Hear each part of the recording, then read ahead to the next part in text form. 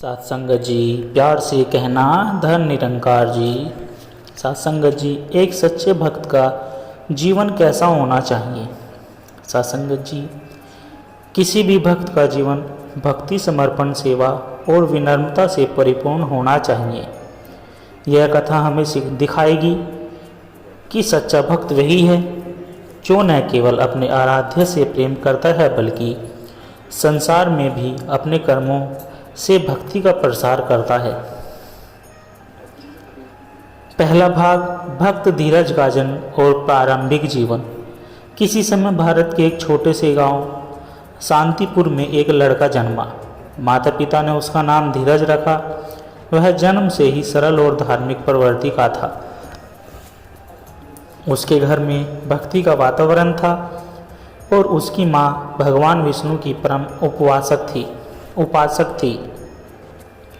धीरज का बचपन गांव के अन्य बच्चों से अलग था।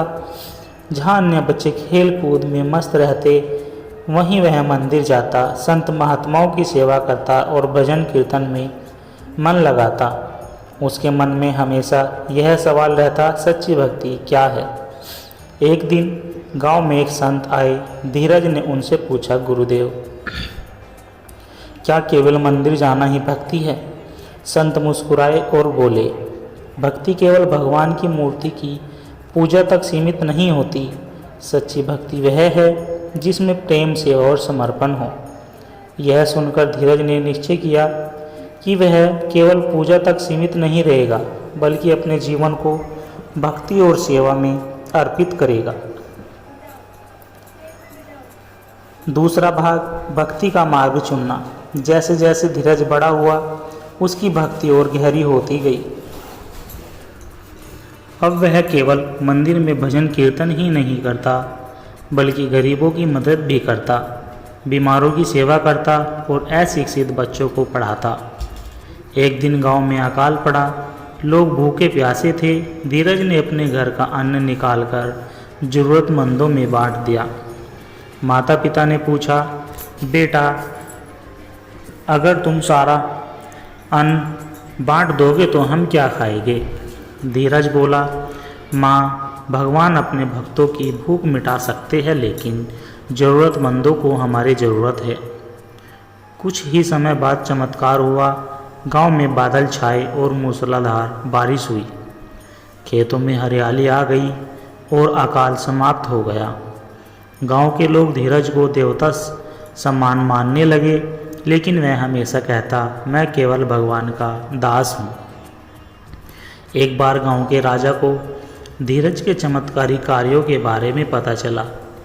उन्होंने उसे अपने दरबार में बुलाया और कहा, धीरज, तुम एक महान व्यक्ति हो, मैं तुम्हें मंत्री बनाना चाहता हूँ। धीरज ने विनम्रता से उत्तर दिया, महाराज, मैं कोई महान व्यक्ति नहीं, सिर्फ भगवान का भक्त हूँ। मैं सत्ता और धन का लोभ नहीं रखता, कृपया मुझे सेवा करने दे। राजा ने उसकी भक्ति की परीक्षा लेने के लिए उसे जंगल में भेज दिया। वहाँ धीरज को एक घायल सिंह मिला। वह बिना डरे उसके पास गया और घावों पर औषधि लगाई। कुछ ही दिनों में सिंह ठीक हो गया और अपने झुंड में लौट गया। यह देखकर राजा को विश्वास हो गया कि धीरज की भक्ति सच्ची है।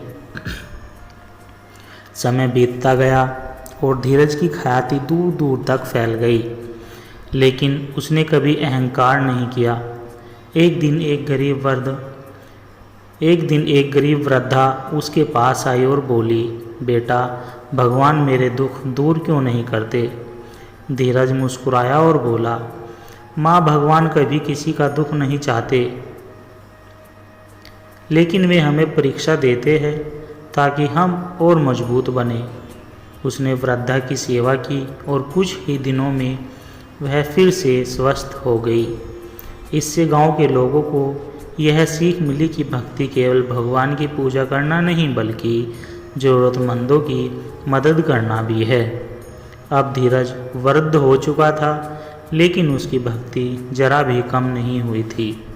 एक दिन उसे दर्शन देने स्वयं भगवान विष्णु प्रकट हुए। उन्होंने कहा, धीरज, तुमने सच्ची भक्ति का अर्थ समझ लिया है। तुम्हारी निस्वार्थ सेवा और प्रेम के कारण मैं तुम्हें मोक्ष प्रदान करता हूँ। धीरज हाथ जोड़कर बोला, प्रभु मुझे मोक्ष नहीं चाहिए, मुझे तो बस यही वरदान दे कि मैं हर जन्म में आपकी सेवा कर सकूं और लोगों की भलाई कर सकूं। भगवान मुस्कुराए और बोले, तथास्तु। और इस प्रकार धीरज ने अपने जीवन में सच्ची भक्ति को सिद्ध कर दिया। इस कथा से सत्संगत जी, इस कथा से हमें यह सीख मिलती है कि भक्ति केवल मूर्ति पूजन तक सीमित नहीं बल्कि सेवा, प्रेम और दया में निहित है। सच्चे भक्त को धन, पद और यश या लोभ नहीं होता। भगवान हमेशा अपने सच्चे भक्त की रक्षा करते हैं और उनकी परीक्षा भी लेते हैं। सेवा और परोपकार ही सच्ची भक्ति के मार्ग है।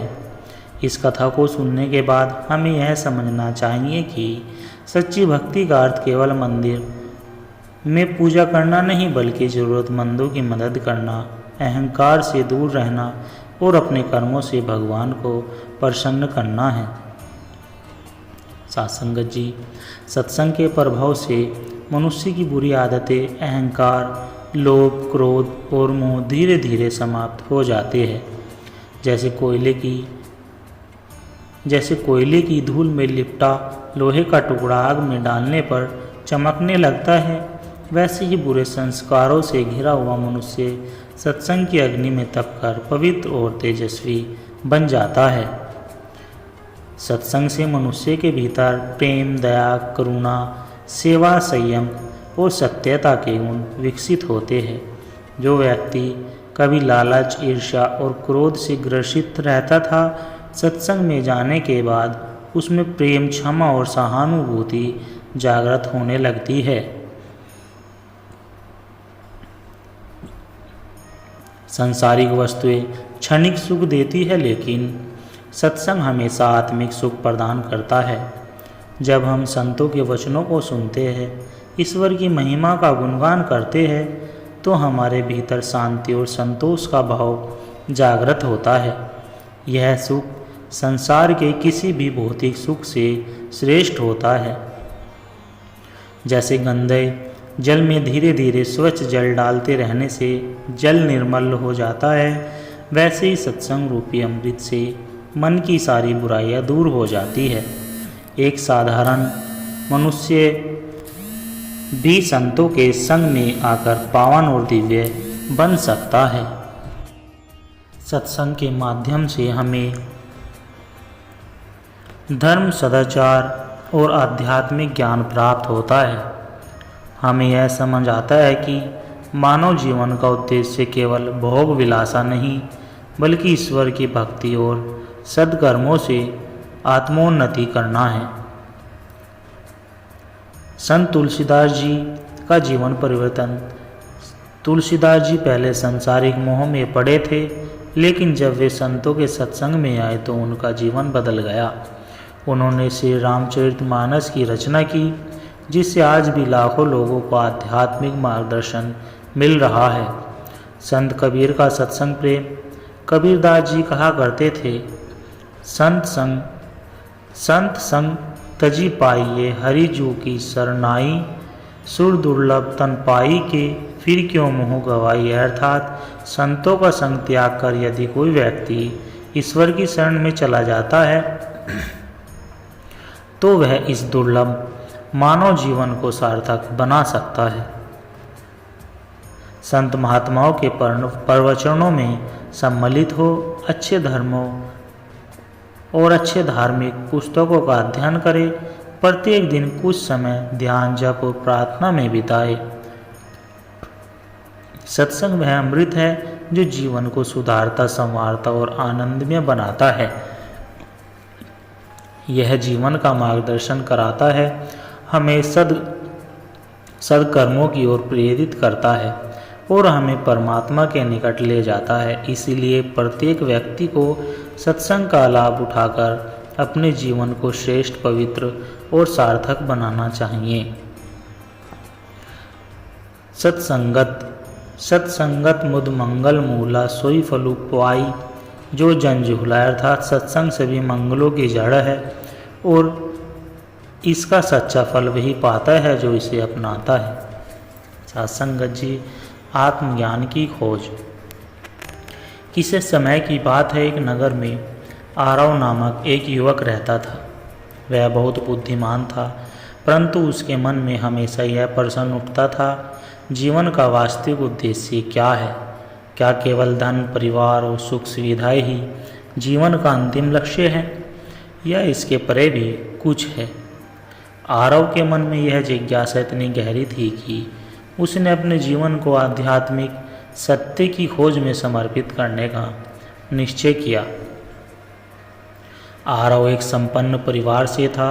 उसके पास धन, यश, परिवार और मित्र सभी कुछ था। फिर भी उसके हृदय में अपूर्णता की भावना बनी रहती। वह रोज मंदिर जाता, धार्मिक ग्रंथ पढ़ता, परंतु फिर भी उसे शांति नहीं मिलती थी। एक दिन वह अपने गुरु के पास पहुंचा और बोला, गुरुदेव, मैं बहुत प्रयास करता हूँ, फिर भी मेरे भीतर बेचैनी बनी रहती है। कृपया मुझे आत्मज्ञान प्राप्त करने का मार्ग दिखाए। गुरु मुस्कुराए और बोले, बेटा, जब तक तुम सांसारिक सुखों के मोह में बंधे रहोगे, तब तक सच्चे आनंद की अनुभूति नहीं कर पाओगे। यदि तुम वास्तव में सत्य की खोज करना चाहते हो तो तुम्हें अपनी यात्रा स्वयं करनी होगी। यह सुनकर आरव ने अपने परिवार से विदा ली और एक लोटा जल, एक कमंडल और कुछ वस्त्र लेकर जंगल की ओर चल पड़ा। जंगल में आरव ने कई वर्षों तक तपस्या की। वह साधु संतों के साथ सत्संग करता, ध्यान लगाता और आत्मज्ञान प्राप्त करने के लिए गहरे चिंतन में डूबा रहता, परंतु फिर भी उसे वह ज्ञान नहीं मिल पा रहा था जिसकी उसे तलाश थी। एक दिन जब वह गंगा किनारे ध्यान कर रहा था, तब एक वृद्ध संत वहां आए और बोले, बेटा, तुम इतने वर्षों से तपस्या कर रहे हो, पर क्या तुम्हें आत्मज्ञान मिला? आरव ने उदासी से उत्तर दिया, नहीं गुरुदेव, मैं जितना प्रयास कर रहा हूँ उतना ही उलझता जा रहा हूँ। संत मुस्कुराए और बोले, बेटा, आत्मज्ञान केवल कठोर तपस्या से नहीं मिलता। यह तब आता है जब हम अपने अहंकार, मोह और द्वेष को त्याग देते हैं और अपने भीतर झांकते हैं। आरव ने यह सुना और उसने निश्चय किया कि वह अपनी तपस्या को एक नई दिशा देगा। अब वह केवल साधना ही नहीं करेगा, बल्कि सेवा और प्रेम को भी अपने जीवन का हिस्सा बनाएगा। अब आरव ने एक नया मार्ग चुना। वह गांवों में जाकर भूखों को भोजन कराने लगा, बीमारों की सेवा करने लगा और ज़रूरतमंदों की मदद करने लगा। धीरे धीरे उसके भीतर एक अनोखी शांति आने लगी। एक दिन एक बूढ़ी महिला उसके पास आई और बोली, बेटा, तुम इतने वर्षों से जंगल में तपस्या कर रहे हो, लेकिन अब जब तुम लोगों की सेवा कर रहे हो तो तुम्हारे चेहरे पर एक अलग चमक है। क्या यही आत्मज्ञान है? आरव को एहसास हुआ कि आत्मज्ञान केवल किताबों या तपस्या में नहीं, बल्कि सेवा और प्रेम में भी निहित है। एक दिन आरव एक नदी के किनारे बैठा था। अचानक उसे लगा कि उसकी साधना सफल हो गई। वह अब अपने भीतर और बाहर के सत्य को देखने लगा था। उसे समझ आ गया कि आत्मज्ञान केवल कुछ सिद्धियां प्राप्त करना नहीं, बल्कि संपूर्ण सृष्टि में एकत्व का अनुभव करना है। वह खुशी खुशी अपने गुरु के पास लौटा और बोला, गुरुदेव, मुझे आत्मज्ञान मिल गया। गुरु मुस्कुराए और बोले, क्या तुम्हें अब यह एहसास हो गया कि आत्मज्ञान केवल पुस्तकों और कठोर तपस्या से नहीं, बल्कि निस्वार्थ प्रेम, सेवा और समर्पण से प्राप्त होता है? आरव ने सिर झुकाकर कहा, हाँ गुरुदेव, अब मैं जान गया हूँ कि ईश्वर कहीं बाहर नहीं, बल्कि हमारे हृदय में ही बसते हैं। इस कथा से सत्संगत जी हमें यह सीख मिलती है कि आत्मज्ञान केवल कठोर तपस्या से नहीं, बल्कि सेवा प्रेम और समर्पण से प्राप्त होता है। जब तक अहंकार रहेगा तब तक सच्चा ज्ञान प्राप्त नहीं हो सकता। संसार से भागना नहीं बल्कि उसे समझकर उसमें रहकर सही मार्ग चुनना आवश्यक है। ईश्वर की खोज मंदिरों जंगलों में नहीं बल्कि अपने भीतर ही करनी चाहिए। इस कथा से हमें यह समझने को मिलता है कि सच्चा आत्मज्ञान केवल ज्ञान प्राप्त करने से नहीं बल्कि उसे जीवन में जीने से है।